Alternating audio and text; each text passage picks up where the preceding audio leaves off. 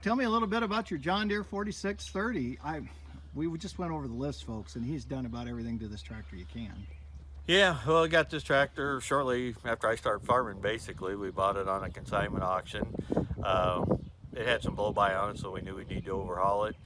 Uh, we overhauled it within the first year afterwards, and probably about 5, 6 years after that, differential bearings started to go out. So when we had the tractor parked back there for that, they just went through the whole thing. It's got a 8-speed power shift transmission in it.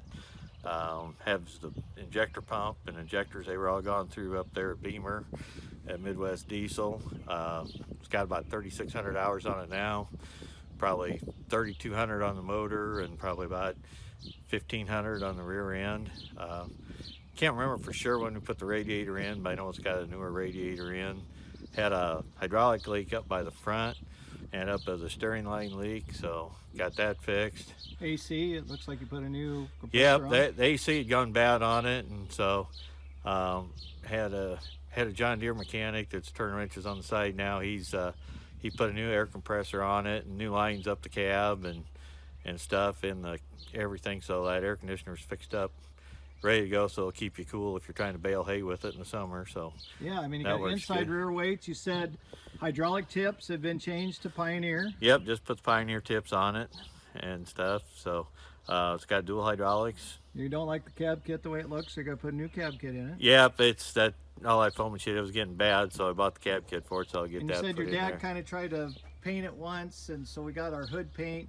The original paint is right here, folks.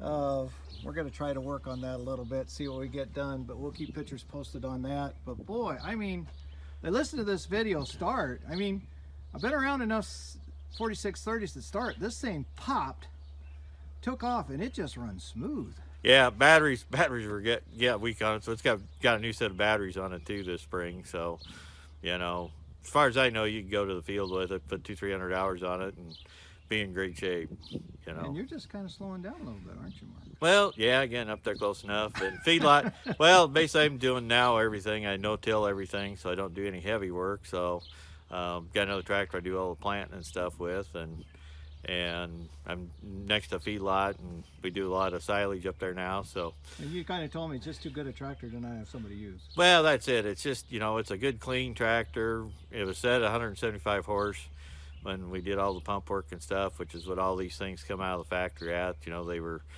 guaranteed 150, but they all come out of the factory about 175 horse. So it's just a good, clean, cheap tractor. If somebody wants to start farming and wants something that's good, clean, and got some power, why, here you go. This is it.